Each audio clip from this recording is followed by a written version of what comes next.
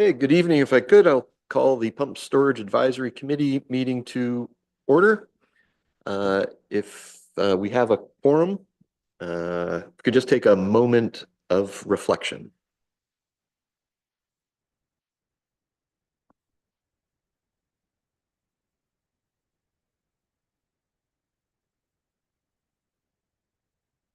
Thank you.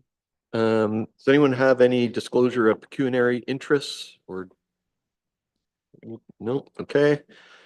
So we'll get into the public participation portion of the meeting. Members of the public are encouraged to provide the committee with their comments and questions. Presentations must be prearranged with Sue Brown, acting deputy clerk, before the agenda is released. Members of the public who wish to make a deputation about a specific agenda item at the meeting must register in advance with Sue Brown by 4 p.m. September 10th.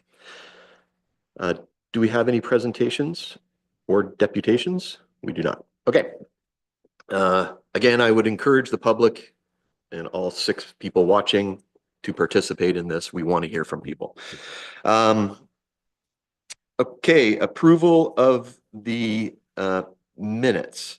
Before we do that, I just want to call out that there was an inquiry about the minutes that was addressed by staff, just so we're just not ignoring the commentary came in. And the inquiry was Mike Ashmore, who, if you remember, presented to the committee in June. And he was July, he was looking for very specific information about the content of the meeting in the minutes, which is just not the practice of the municipality. So it's highlighted there, but the detail is in the recording of the YouTube video of the meeting. So there's no hiding the detail of what it is. It just doesn't go in the municipal minutes. So I wanted to call that out just so everyone was aware of that. Anyway, could I get someone to motion to approve the minutes? Bob, and a second. Howard, all in favor? Aye, it's unanimous. Thank you. Items for consideration. So there's some meat on the bone for us today. We're going to go through the PSAC work plan and social and economic conditions. These are 2 wonderful documents that were created by Kim Hargrove. Unfortunately, Kim has had to resign. And so we are without a PSAC coordinator at this very moment. But I can tell you that I had great optimism with seeing this. And so I'm excited that we'll get someone back in that role with similar skill set that can help us move forward. But with that, Kim's temporary replacement is Sean Everett, the CAO. So if I can hand it to you, Sean. Thank you very much, Mr. Chair. So the first report that we'll do is the work plan. Ms. Wingrove had done quite a bit of work, and we had the benefit of meeting with the chair to go over the work plan. I think for the benefit, I'll just walk through the appendix that basically just identifies where we thought the work of this group would be best suited. So on the Appendix 1, which would be September 2025 to June the 2026, we're looking at the information and research portion, technical and social research briefings, research library, resource hubs, and benchmarking. So we believe that one of the first things that this group should be doing is basically putting together briefings and subject matter information that would help third-party studies on pump storage and basically become a repository for the benefit of this project. We also felt number 2, community engagement is something that is significantly important to this group, and it's critical that we see an increased level of community engagement. Kim had really big successes with using community listening sessions and developing those. Um, Looking to go outside of the typical areas of feedback and getting what Kim has been calling community pulse tracking, and making sure, and I think this is really critical, that communications are accessible and understandable. Um, so I think those are key areas that as this group moves forward, this first section of priorities I think is critically important. Communications and transparency, again, regular public reporting, two-way communication protocols, public FAQ, myth-busting sheets. One of the things that we've had the discussion in regards to TC Energy, um, really believe that there is a need for the technical FAQs to be housed by TC Energy. Um, and that way, if information is being requested from us, we can actually go to TC Energy and say, here's the questions. Can you provide your FAQ to respond to it? Um, and if there's questions or concerns, we can deal directly with TC Energy. I just think it's beneficial that as a municipality, we don't start doing tech or FAQs based on the technical pieces, and then we have this interpretational indifference. Um, the advisory role to council, benefiting the maximum strategy, impact assessment review, formal recommendations to council. So as we move forward to the impact assessment review, I think there's a great opportunity for this group to be somewhat of a sounding board and be able to keep track of where TC Energy is once they make application. Um, and then that way, formal recommendations to council can go to council through this committee. I would like, again, to take a look at the procedure so that way we are not fast tracking it, but getting recommendations to council, ideally right from a meeting directly to council and not necessarily waiting for minutes. There are ways that we can do that. Um, we can do that through a procedural bylaw for this group where specific recommendations, not entire minutes, but specific recommendations can go directly to council for consideration. Because a prime example is we look at the terms of reference for this group. Terms of reference for this group was discussed in July. Well, just tonight they got approved. So then they'll go to council for final approval. So we need to be a little bit more nimble to be able to move this along in a meaningful way. The other piece, and this is where in future we really want to work with this group as a collaboration to develop the actual KPIs. Um, let's create some measurables. So on a yearly basis, or every 6 month basis, we can look to see what were we trying to achieve and did we actually achieve what we had wanted. I think a lot of our committees that we have, and it's not just in this municipality, but lots of municipalities where they have committees, they don't have those specific KPIs, and you end up really questioning what did you accomplish. So setting that up, I think, is really key for this group. And again, tracking and communicating processes. The annual review, I think, is important. We talked to the chair about, making sure that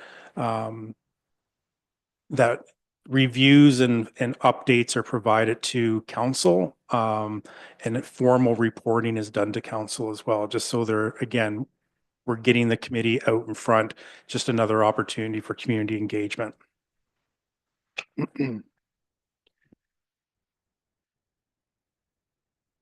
So we look at phase one of building the foundation, and Kim had laid out, and committees had the benefit of this report where we've identified some of the education components. This is in Appendix 2, where we're wanting to have education sessions that include TC Energy, Saugeen Ojibwe Nation, hydro grid integration, all of these areas that, you know, especially the hydro grid integration, that's something that I think we want to keep on the forefront of understanding what that grid looks like, how we're going to connect, or not we're going to connect, how is this proposed project going to connect? So making sure that this group is very forward thinking and not just in the now, but looking at the entire project as a whole. So ultimately, we've outlined through Appendix 2 where Kim had identified each of the PSAC meetings that had been scheduled. Right through till phase 2 being November 25th through to February the 26th. Again, looking at those three um, scheduled meetings, understanding the terms of reference has this committee going through right to the end of, I believe it was January 1 of the um, 2027. Um, so we have lots of work that we can do, and we're not, this group, I don't believe, will be impacted by the municipal election. The goal is to keep this moving forward. And then ultimately, phase 3, moving from February to April of 2026, phase 4, May to July of 2026. And then basically just looking at really moving this forward from the pre-development work and understanding when and if TC Energy does make application to go further. So councils or committees had the benefit of this report. If there's any specific questions, and the chair was involved in this discussion as well. It's unfortunate that Miss Ringgrove had to resign. She did have a family emergency, um, and but the work that she's done, especially, I know she took the opportunity to meet most of the members individually. Those discussions, she did provide the formal follow up. So I have that information. And Kim had worked very closely with Strategy Corp to a point where next week we do have the meeting to go over the Strategy Corp coming up, just to give an overview of the details of what a community benefit agreement actually is. And then working with the core project team as well. So wanting to make sure that this committee is fully engaged and brought up to speed as we move forward, and having this as the conduit from the community to council. So with that, that's a brief overview of it. And as I mentioned, committee has had the benefit of the report in advance. Happy to take any questions. Are there any questions from the committee? Martin? I was saddened and disappointed to hear that Mrs. Wingrove was leaving. I had the feeling that she did a good job, and we had interesting conversations with her. And I'm glad to hear that she was able to pass something of that contents on to you. So my question in that context would be, it looks like you have a big hole to fill here, because she had a tremendous amount of experience. And I was just wondering what kind of thoughts you are having regarding replacing her, if possible. Thank you for the question, and through the chair. This is still pretty fresh. I have reached out to my network to see whether or not other municipalities may have a skill set that we could, second for a period. I've looked internally. And then also just looking to see, the key thing is finding the person with the right skill set, and somebody who can just pick up and do exactly what Kim had done, and sort of understand the internal ongoings of work like this.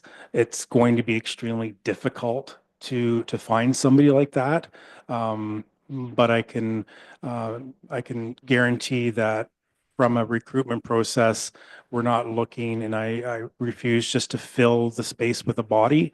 It has to be somebody who can provide that skill set to move this project along. Other questions, Jenny? Thank you for the report. I think it's great. I'm glad you got a great framework going. But I do think it's imperative that this committee actually get data to really be effective. So to date, we really haven't got the environmental reports and anything besides a doodle from TC Energy. Like, we really need an engineered drawing or something of substance. So I think to really be productive, we need those documents. How are we going to get them? What's going to change going forward that we're going to start seeing documents of substance?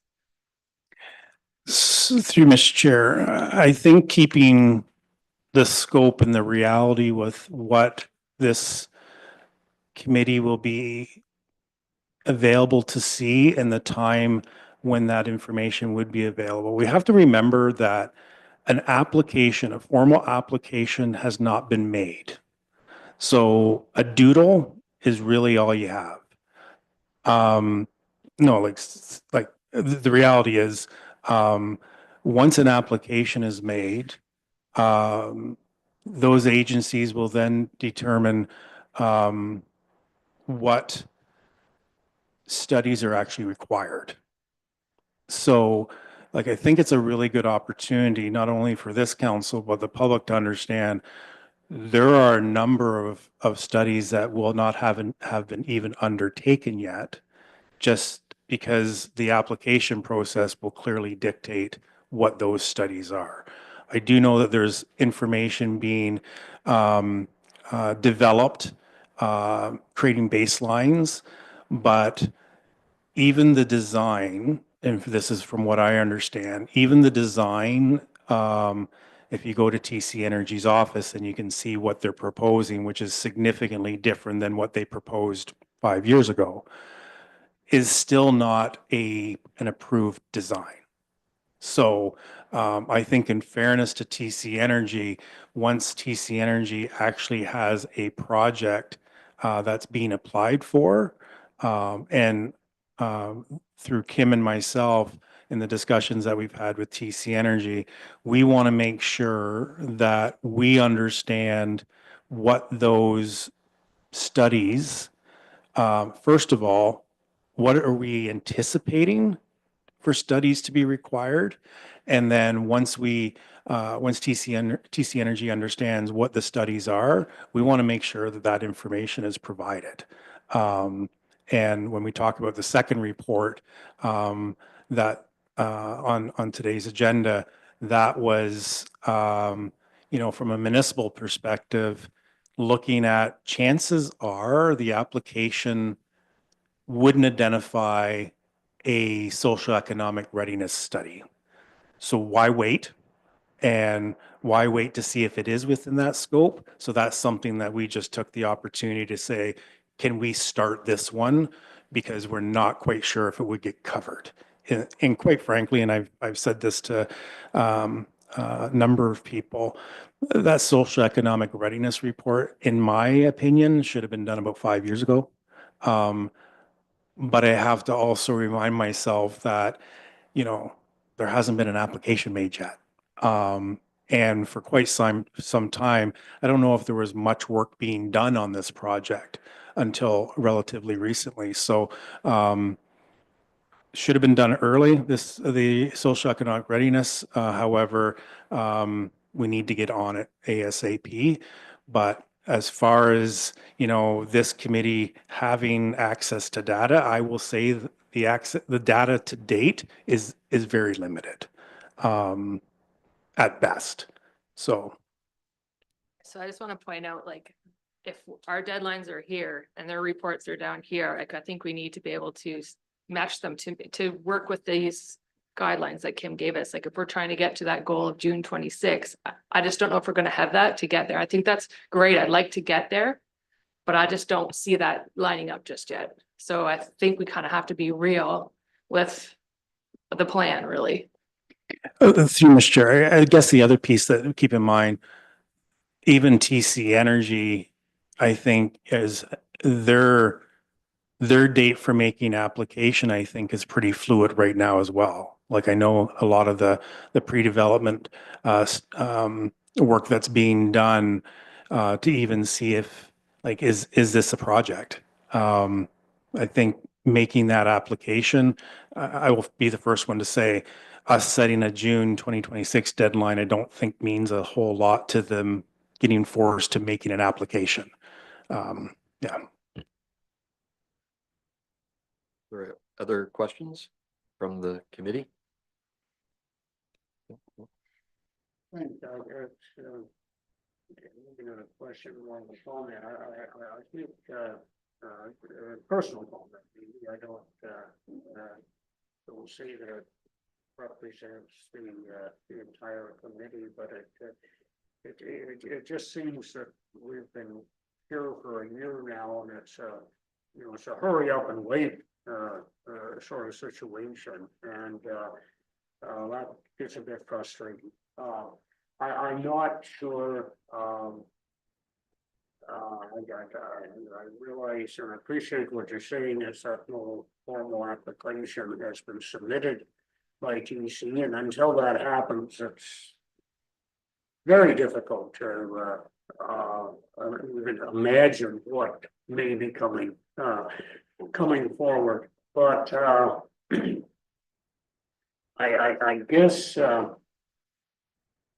I had the benefit yesterday of receiving some information, not necessarily finalized, but some information that I've been hearing different versions of for several months, and I'd like to think what I found out yesterday was a little more specific as to what might be happening. And I just, to me, that even some early suggestions of what might be happening as far as the construction is concerned, as far as the what might be possible to eventually someday develop an end result. And I don't think we have, at the committee level, we've really had very much of that, if anything, in the past. And now I know getting preliminary information, you can stampede on that, and that can end up being negative overall. So it's pretty hard to judge where that line might be, but that's I think there's more very basic information that must be out there that I'm not sure our committee is aware of. Maybe I'm wrong, but I'm worried about that. Yep, sure. Through you, Mr. Chair. So I think the changes that have been considered in the terms of reference and having TC Energy as a standing item and Saugeen Ojibwe Nation as a standing item will at least provide a platform so information can be provided. I would say if members of the public were to go into the TC Energy office, nothing's really been being hidden as to the design that reflects where they think they would like to go. And, me being here for 5.5 months now and just having some fresh eyes, it's in my opinion, it's one of those pieces that, when you come out with a design at the early stages that, and these are my words only, is sort of an archaic design, that's what people grab onto. Where when I look at what was originally proposed, which, to be honest with you, if there was money, like if there was a review of that design, I think it's safe to say probably a waste of a review, because what I look at now from TC Energy and with, the baffles and the diffusers, it's significantly different than what was proposed 5 years ago. It's just unfortunate that, whether or not there's a platform or not, that information needs to be able to be put out into the universe so people can see what is being considered now. Again, not yet applied for. So I see this a lot with committees, and I definitely see this a lot with different projects. Sometimes there is a fear with putting too much information out because it creates a stampede, where sometimes as tough as it is, some look at it and say, until I submit, that's when I'm going to show my design, because whatever we show, if it doesn't get approval through the application and it has to be modified, well, then it's just another stampede, right? So I can tell you, I've looked at TC Energy's website a number of times.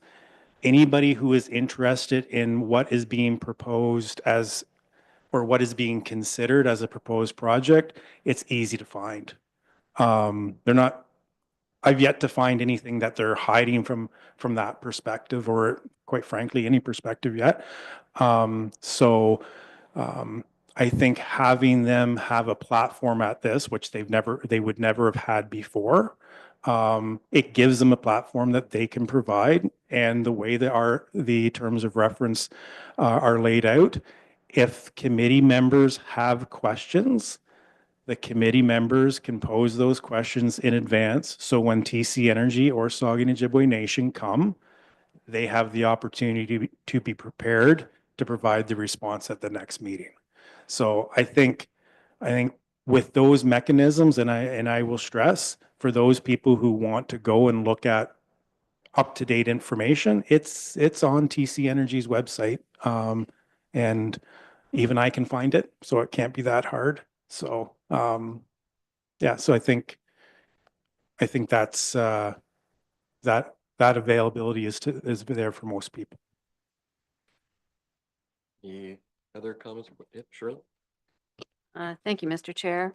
And thank you, CAO Everett, for all that you've shared. And I agree. I think, knowledge and information and communication are so key. So recognizing that there is a lovely 3D model in the office, I wonder if that could come to PSAC at some point, because maybe, everybody works and maybe doesn't have time to get in for a coffee chat, or even if we could have some visuals on our screen for the meeting, just something to help us, identify what we're really talking about. I think it just might be helpful if we could just feel, more connected to the project by having something visual here in chambers, whether it's, the actual 3D or on the screens, or a combination of both, or just something so we can see what we're talking about. Any other comments or questions? Yep, Bob? As I look at this project, I'm constantly reminded of all the things we can't do. We can't force time forward to get the TC information that we were looking for, the study information we're looking for. We should keep asking for it, of course. One of the things I feel has a lot of benefit in here is that the public through us can formalize the list of things to monitor, the list of concerns that the community has about the project, and then communicate those and itemize those for council and staff, so that, through us, they have a voice and they have an opportunity to bring things to people's attention. So water quality, air quality, construction concerns, all those types of things. And so we're good forum for that. And that's an item that we can act on, on a monthly basis.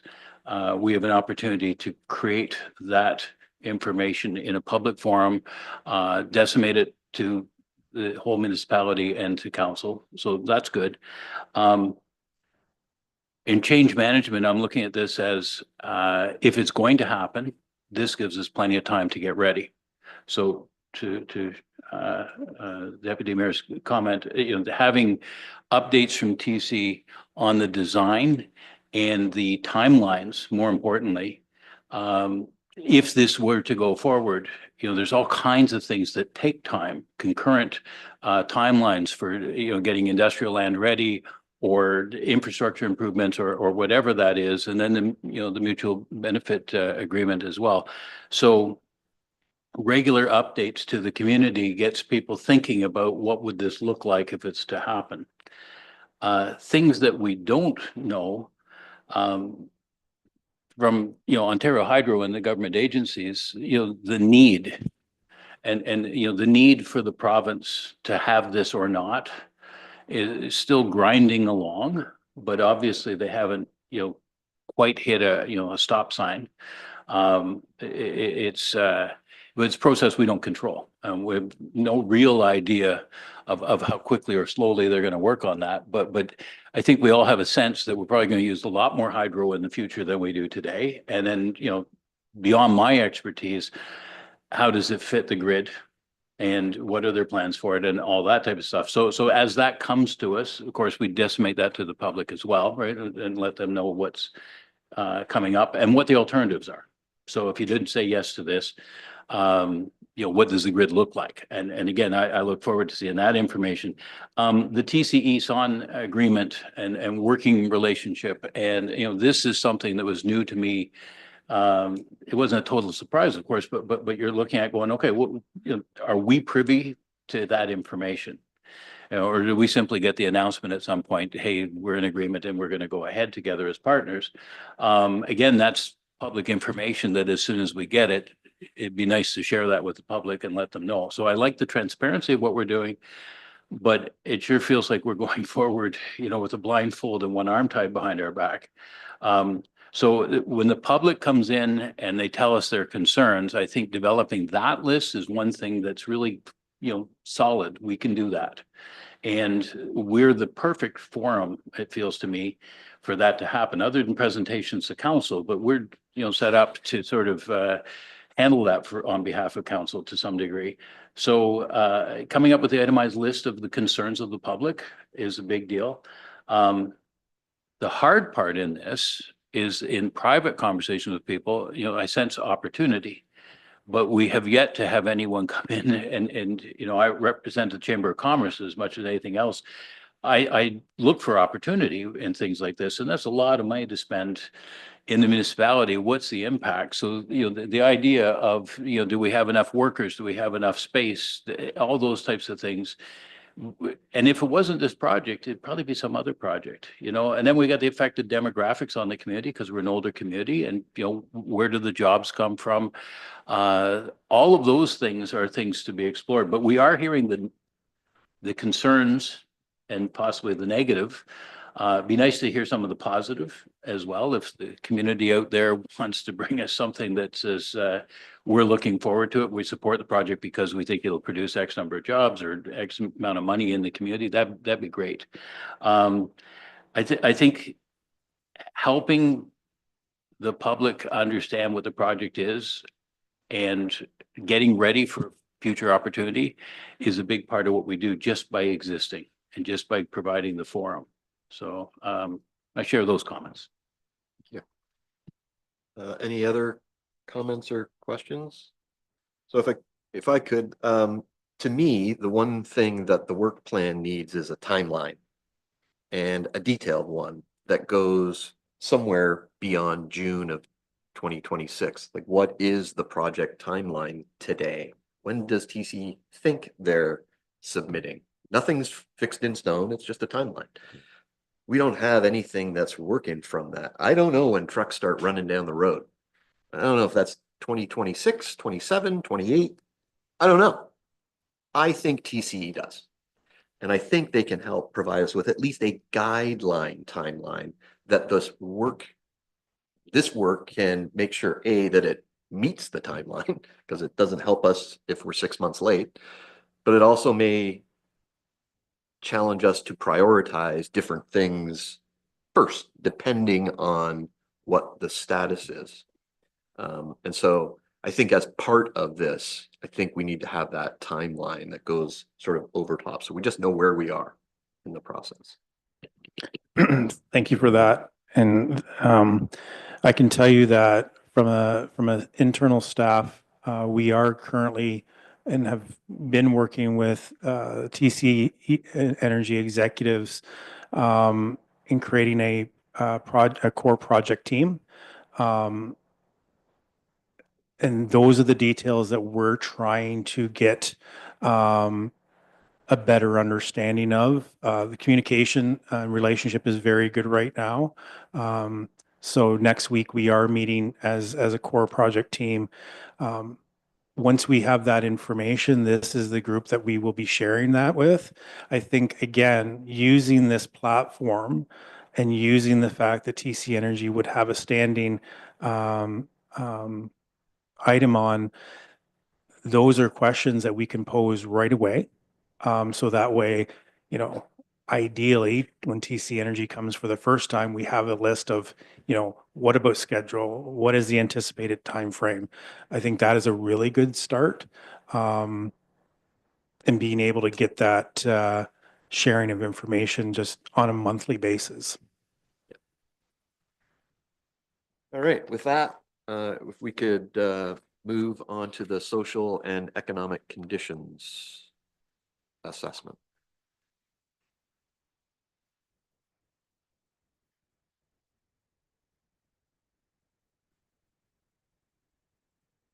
This is a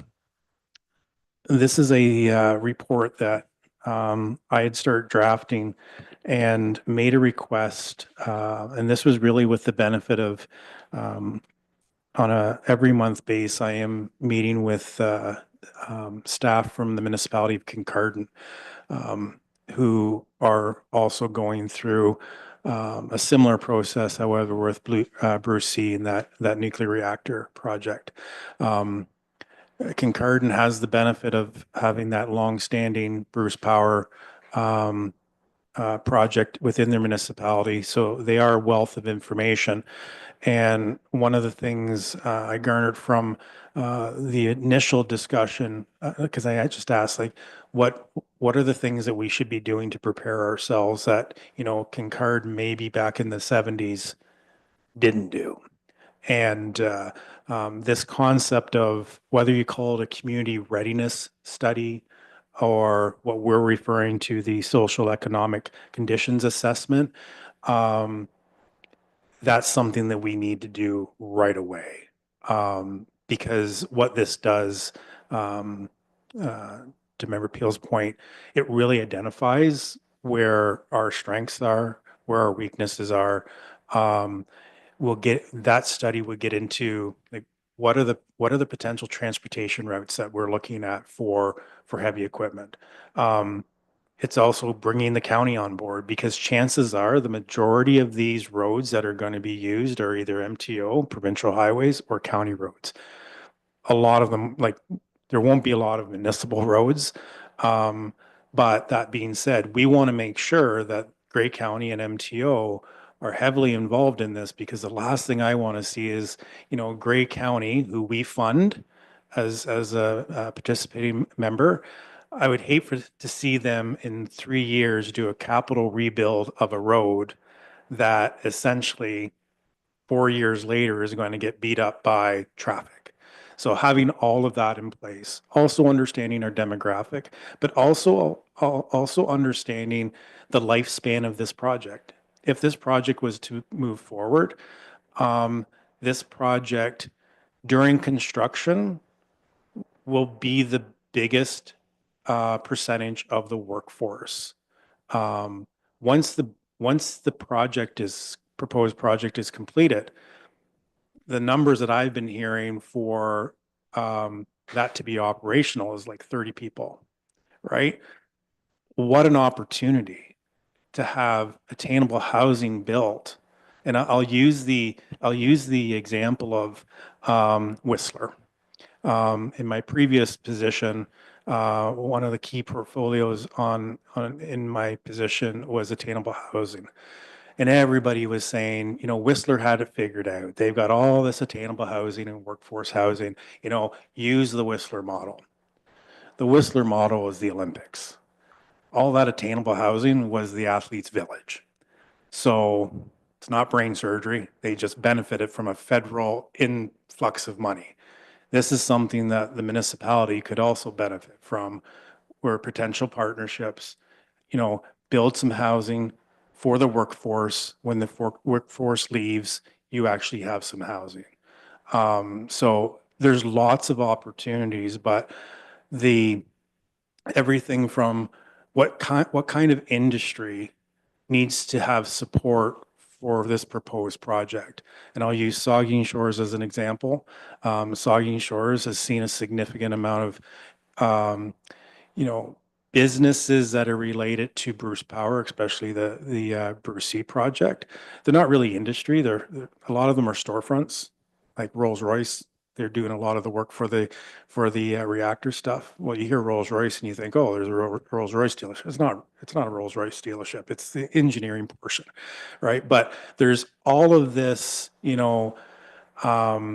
potential benefit, and right now we're not ready to capture it. I would say neighboring municipalities right now are probably far better prepared to be able to handle the housing. So we need to get moving on it, and moving on it quick. So there is a framework that has been developed, that the nuclear world uses for these types of studies. I did make a formal request to TC Energy for them to fund, and the number was $175,000. There is, and I made it very clear, there is a significant portion, because we want this to be done very quickly. So there is a price to be paid to get it done quickly. Looking forward to getting the response back from TC Energy. All discussions thus far, as they've been very supportive of the concept. I will say, and I was challenged a couple of times over the last couple of weeks when this report was made public. I will be the first one to say we're suggesting the use of this funding would come from the pre-development funding that they received from the province. So, the fact that the report said the money would come from TC Energy, the reality is that funding envelope is from the province. But I will remind everybody, it is the overall provincial funding. But at the end of the day, the request does go to TC Energy, and the TC Energy has to qualify and confirm that that work would meet the requirements of the funding. So it's a big project.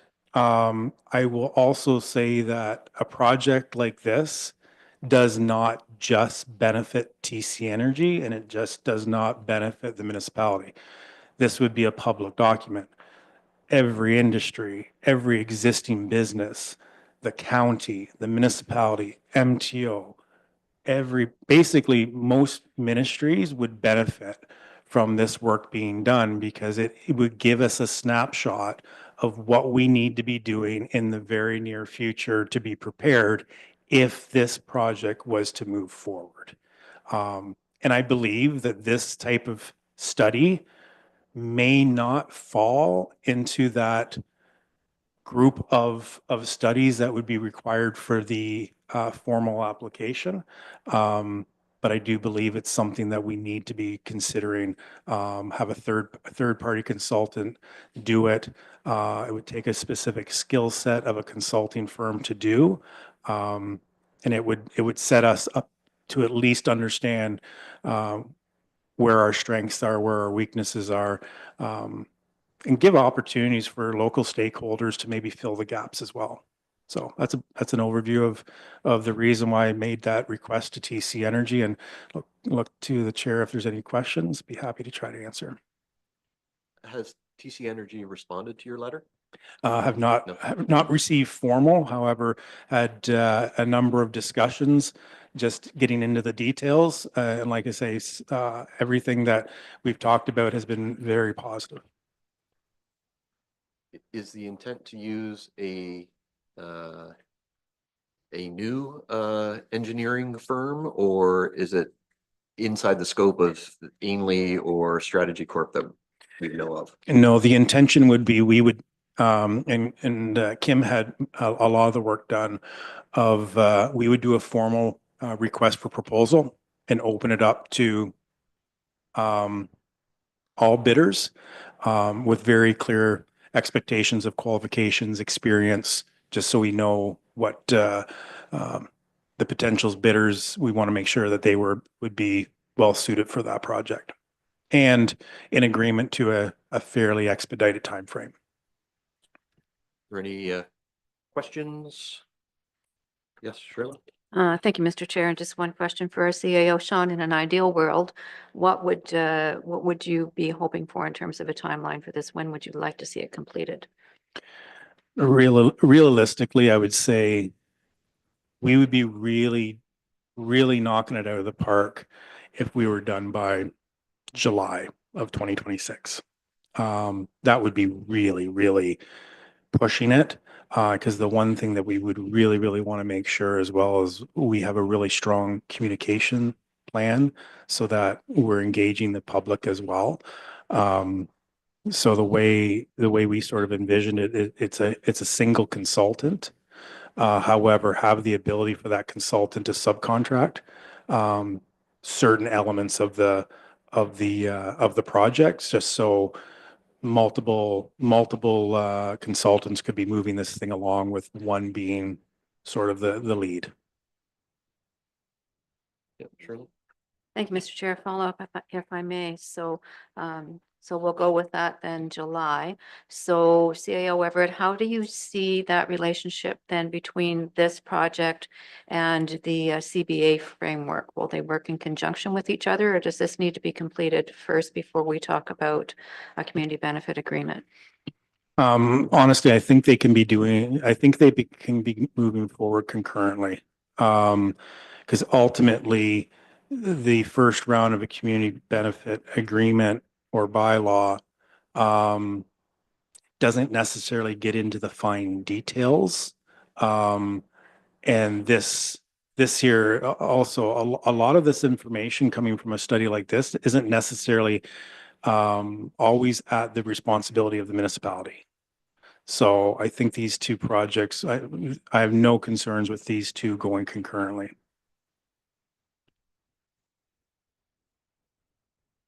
Any questions from the committee? Sure. I just wanted to see where we're at with like baseline studies. I think we had asked TC Energy where in the last 2 months since we last met, where are we at with the kind of outstanding items from the last meeting? So those ones I would suggest at the next meeting, we will make sure that TC as a standing item comes back with that information. Yep. No.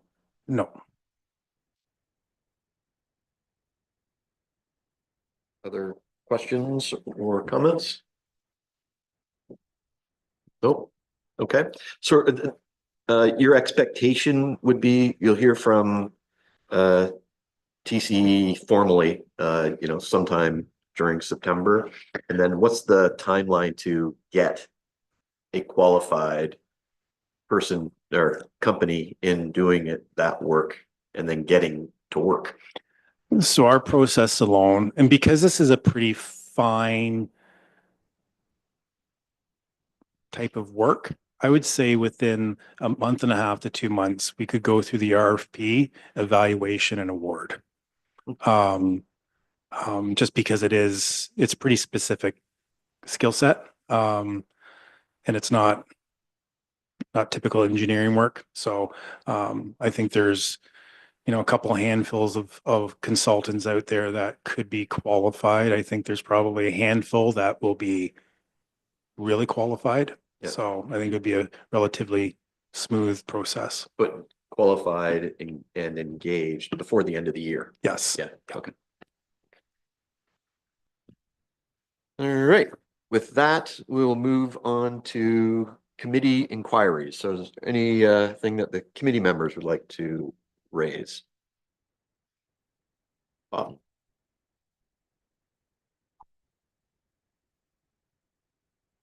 forget. So back on April the 10th, 2025, PSAC made a motion. Read water. The motion was discussed by council at the May 26, 2025 council meeting. Council amended our motion to read that council municipality of Meaford directs staff to share the PSAC resolution entitled Motion for Water Testing, April the 10th, 2025 with TCE for comments back to the municipality in response for council's consideration. And I was just wondering, where does that stand? Has that been put in front of TC Energy? And if so, do we have any kind of a reply? Through Mr. Chair, I believe that we did put that in front of TC Energy, and that information, when we meet with the core project team, we'll look for a response coming from that. Well, I think this as well would feed into what I've been listening to, which is to set up this baseline now of what these questions should be. And this one is often brought to myself by my neighbors, which are the public. And particularly now because the drill rig is operating, of course, you know, for those of us that are on the water, the drill rig is operating very close at that point, and that just stirs up interest. All right, what's going on and how this is going to happen. So this has been put to TCE and this will come up because it'd be looking forward to an answer on that at this point in time. Okay, that's one question. I have another one, Chair. Sure. And this is to do with procedure. I'm just curious. So during the council meetings, this is my personal take on watching the council meeting. I was in attendance on May the 26th. During the council meeting of May the 26th, 2025, council discussed whether the PSAC could actually create a motion, right? It was my impression that some councillors felt that motions were the prerogative of council only. And that was not PSAC's position to make an actual motion. So hence, they felt that we could make suggestions or recommendations, but just again, motions were for the council. If that is the case, if we are not, if part of our mandate is not to make a motion and we are only making a recommendation, do we have to follow the protocol for motions? Like motions, the first time in my life I've been involved in one, chewed up 3 months at that point in time. That's after we decided what we wanted to do, where we all raised our hand and voted and said, okay, let's do it. By the time we jumped through the process, you know, it took that long. So hence, between, you know, the beginning of this discussion, probably shortly after the new year to now, you know, at this point in time, fully 6 months later, there, you know, to get this somewhere close to a question that's actually put to proponent, no answers yet, but just there. It's a long time frame. And I just would like to ask that question, do we have to follow those procedures if in fact we cannot make a motion? Through Mr. Chair. So, and I can work with the clerk on this. So with a committee can make a recommendation. If a recommendation comes for this committee, it should take the form of a motion where you have a mover and a seconder. The other way of making a recommendation is through a staff report. And having that staff report be the piece for the recommendation, which essentially is a motion. So earlier in the discussion tonight, I talked about coming up with a procedure that where specific recommendations would be brought forward. Can that recommendation be brought outside of the minutes and taken directly to council to speed things up? At the end of the day, this committee can only make a recommendation, this committee cannot direct staff. So therefore, that has to go to council to have action taken. So only council can be the body that directs staff. So we have to speed that process up. And the example I used before was the terms of reference. Like, we've been working on that terms of reference, and actually it went pretty quick. It's just the process to get it through this board and then turn around and get it approved. So I'm trying to recall what that discussion was around committees not being able to make motions, but I'll tell you what I'm used to is committees can make recommendations, and that those recommendations are only recommendations to council, and it takes council to actually either endorse them, or council can simply say, we don't accept the recommendation. Whether we recommend or do a motion to myself doesn't really matter. What matters is that once we decide, it's that time frame before once we decide that it actually goes to council. If there was a way that we could, like you're just mentioning right now, there might be a procedure that we could do that would speed that up so that once we do decide and we do vote, and in this case it was unanimous, regardless, if it's 5-4 or 6-4, whatever it is, it still has passed. Then if we don't have to, put it on the agenda for the next meeting and do it for the next meeting, months will pass when they could have been in front of council at the next meeting and getting an answer back. Because I think that, from the people I've spoken with outside of this committee, if they ask me a question, if I get back to them in 6 months, it's not really what they're looking for. Okay. Thank you very much. I appreciate that. Can I just add a piece to that? Because I think there's some good work that can be done on that, and because it's not just this committee, it's the other committees as well. And I think the clarity of, making it very clear for the advisory committees that council has the ability to either approve the recommendation or not approve. And making it very clear, council, if they decide not to approve a recommendation, is not responsible to come back to the committee to say why. And I would also note, council should not be, in my opinion, the procedure should limit the ability for council to change the recommendation, because it's not a recommendation of the committee anymore. So there's some nuances in procedure, because what I've seen in the past in previous workplaces, council gets a hold of a committee recommendation, amends it, and it is not in any way, shape, or form what the committee was actually wanting. And then that's where it gets into the back and forth of like, if we would have known you were going to do that, we would never have made the recommendation. So there's some nuances in procedure that we can tidy up.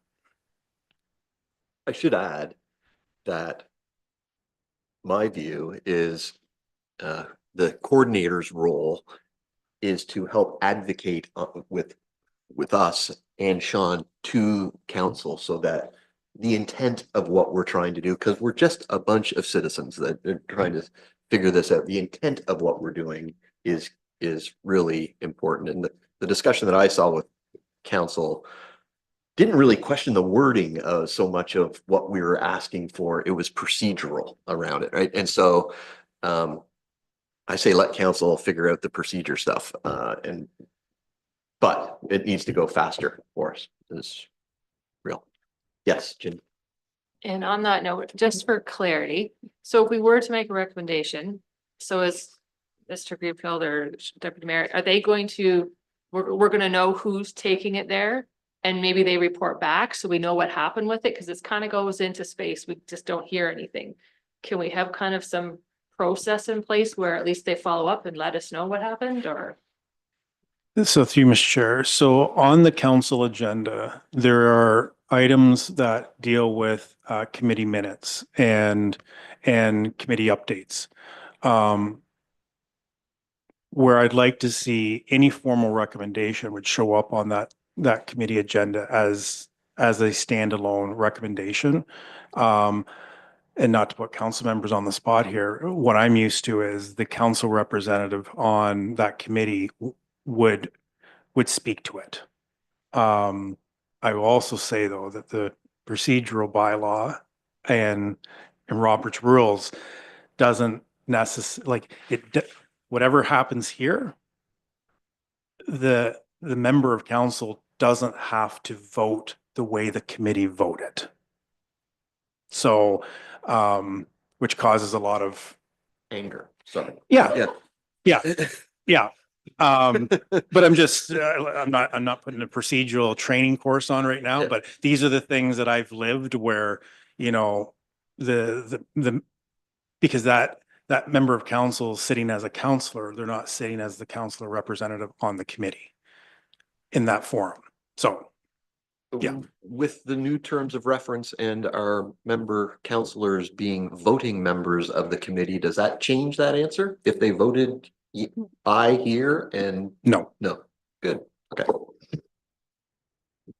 Can we make the request that they at least tell us or go in the minutes, something, so we have an answer? Yeah, so by doing it through the council minutes, that would be the formal public record where you would know, and I would say we should be sending out to the committee, here is the result of the recommendation that was brought forward. Yeah. Other committee inquiries? Yep, Shirley.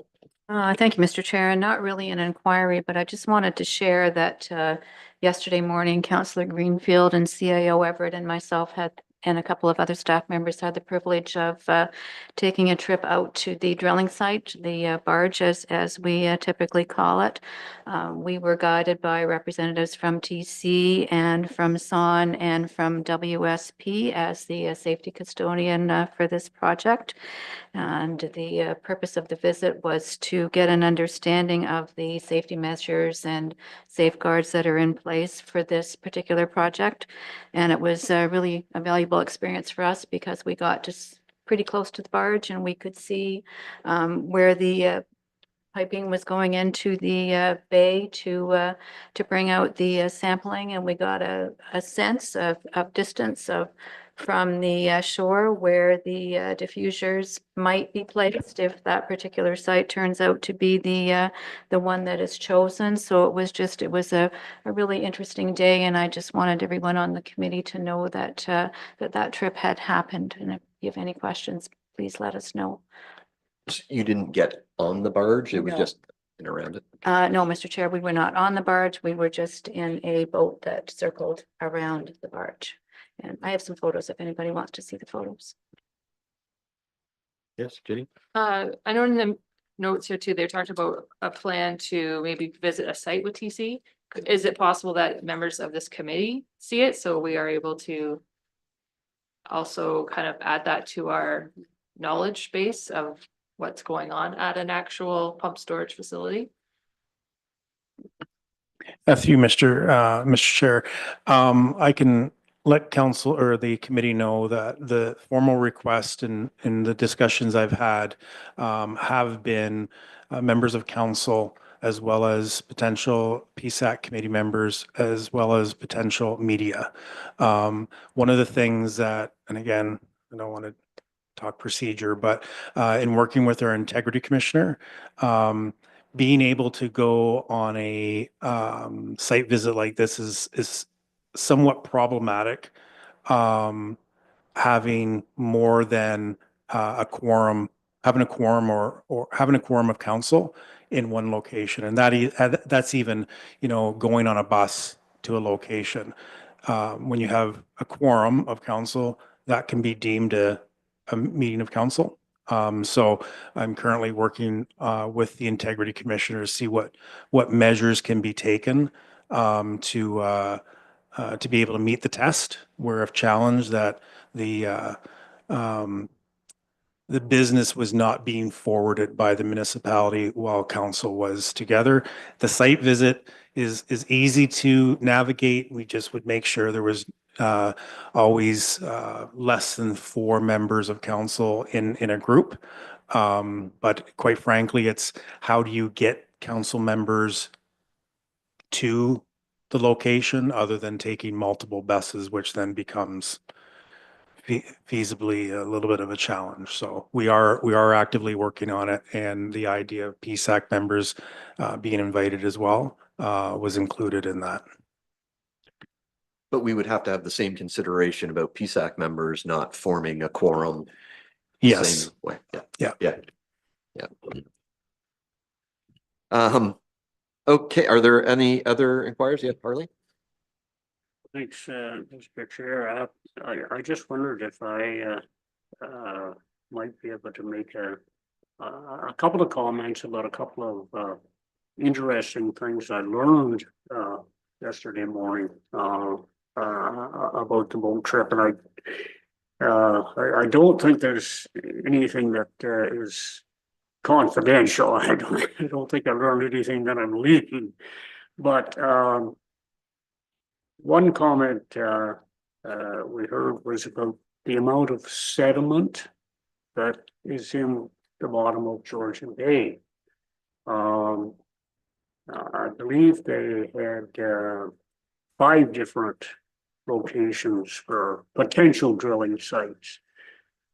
And I understand the first location they tested, they did practically very little drilling, if any, because they found over 20 meters, almost 70 feet of sediment below 70 to 80 feet of water. Another almost 70 feet of sediment before they got to bedrock. And for that reason, they didn't delay too much with drilling there. Here again, there to I think the primary reason for the drilling is to find a place where they can anchor their intake units in the future, and going through almost 70 feet of sediment is not conducive to that. So the location they were at yesterday, as I understand it, was their second location, and they still, I think, was 10 to 15 meters of sediment to go through. And but anyway, they were testing there, and they hoping to stay out there until maybe the end of the first week of October, which is still another 5 or 6 weeks. Whether that will be all in this location or they'll get to another one, they weren't sure. But the residue, and that's likely the wrong word, from their drilling units are they test this all every 5 feet. Everything that comes up is they have a container, and okay, that's this 5 feet, and then the next 5 feet, and so on and so forth, and that's stored and then eventually taken off the drilling barge. And so a lot of interesting things. It certainly it'll give me a better indication of just what all is going on out there. I also found that and I only imagined all they could do would be drill, at a 90-degree angle, but they can drill on an angle too. This drill, and of course that allows them to stay in one place and check out more holes. So it was all very interesting. But I'm glad that I had that opportunity, and it's better to it gives me some better knowledge of what exactly is going on out there. And couldn't learn everything in a half an hour, but it was informative. Especially the sediment part, I found very interesting. Yep, Bob. The Harley statement just brings something to mind. People, including myself, always think the glass is half full. So the first thing that comes to mind when people mention me, they're drilling. They have in their mind, they're drilling a hole out there, and you're just going to take a bit and drop it into the thing.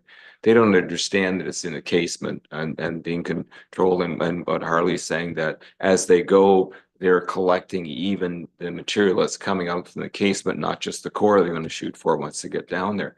That information he just gave us is not something that's not known.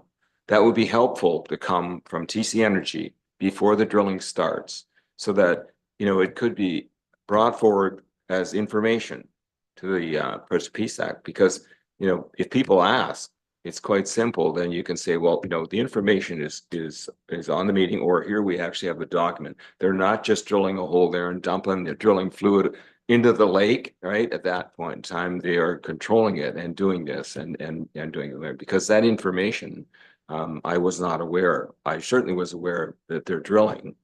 And I was aware they're drilling through a casing, because that's something I understand, but I did not realize the rest. So that information is helpful. And, even though the project hasn't started, it started in the minds of the people that live right beside it at this point in time. Thank you. Are there other inquiries? I think one thing I should mention is all the committee members here received a packet when you came in with your municipal email. Important to set it up.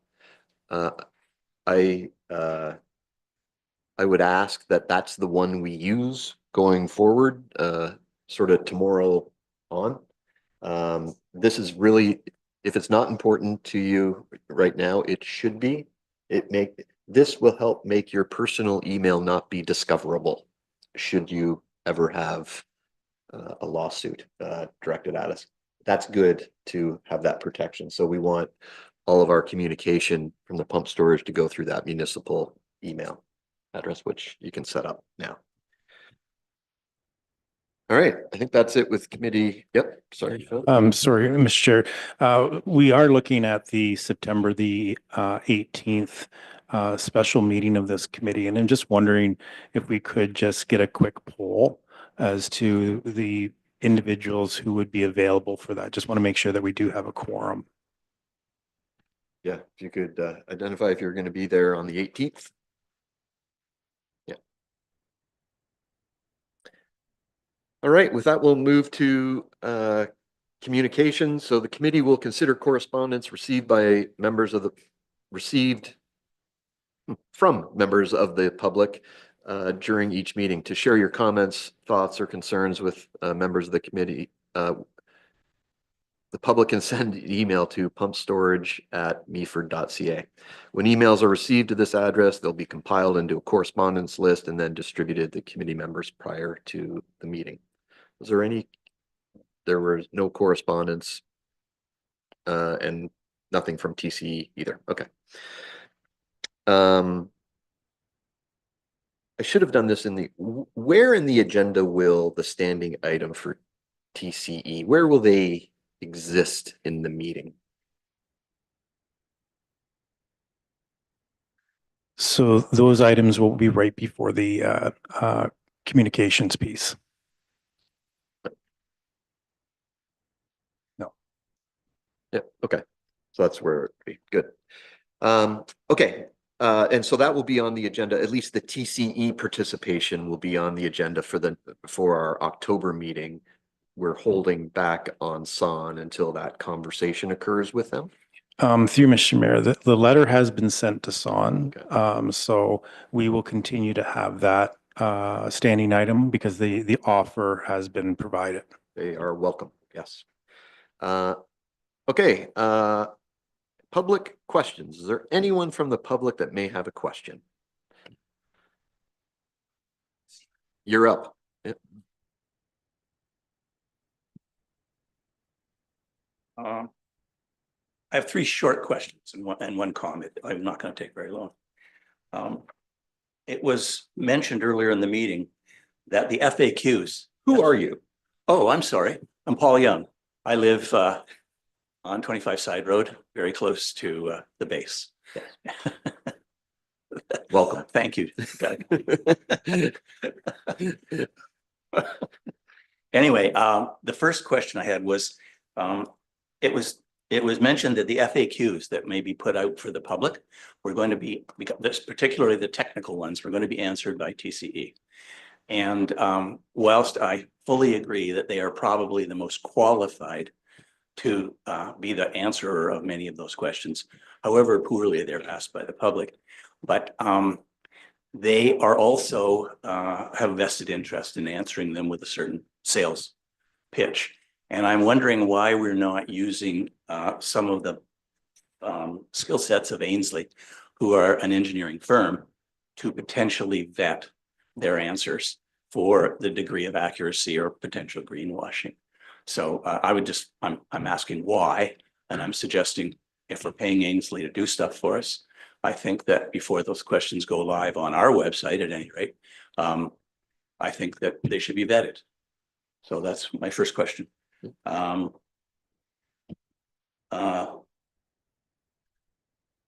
Quick one, the approval that took so long that everyone was disappointed in for the new terms of reference. Everybody is pretty enthusiastic about reducing those cycle times, but I didn't hear anyone volunteer to put their name on that to say, I'm going to work on that. Maybe I missed it. I'm going to work on shortening those things from 3 months to, I don't know, 2 weeks or 1 month, one meeting cycle or something like that. So it's part of the way I used to work when I had a job. There's a name that's accountable for, that reports back at the next meeting, that I looked into it and this is what I found and this is why we can do it or why we can't do it. And I guess my last comment has to do with the everybody in this room has agreed multiple times during the meeting that communications with the public are very important in terms of gathering information. And I would comment that I agree with that completely as well. But I would comment that the protocols that you folks are using, which are very comfortable protocols and very Robert's Rule of Order type stuff, almost forces the public to stay away and never say anything. Because if I hear something in this meeting and I have to think about it a little bit and I can't ask the question, I hear it in the PSEC meeting and I go, oh, I want to read about that or think about it. I have to wait at least a month to ask that question. And if the meetings are canceled or skipped, I have to wait 2 months to ask that question. And I have to be alert enough to submit it 14 days before the meeting. And the fact that it's difficult for anybody in the, Bob has mentioned that his neighbors ask him things. That's because it's so hard to ask questions in this format. There's not enough openness. It will generate, I'm sure, a little bit of lack of control and a little bit of emotion from time to time. But your fascination with protocol and procedure is, from my way I've worked, it's absolutely mind-boggling. No offense intended, but it's the thing that's going to make, in my opinion, it's going to make the PSAC committee a joke in the community. Thank you for enduring my.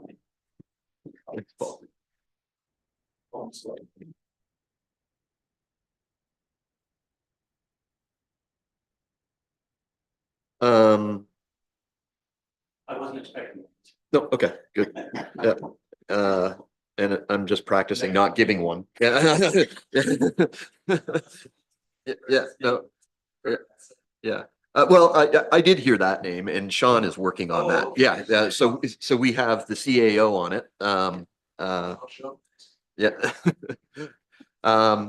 Okay. But thank you for coming in and participating. It may be difficult for the public to come in, but we've had very few attempts. There has not been a lot of people standing at that podium that weren't either invited guests or presenters. It is great that you're here and asking your questions. Okay, if there's nothing else from the committee, the date of our next meeting is the special PSAC meeting, which will have a quorum next Thursday, September 18th, in here. Yeah, okay, in council chamber. I will not be here, but I'll be, is it going to be recorded as, okay, and I'll watch it after. All right, with that, I will call the meeting adjourned. Good job.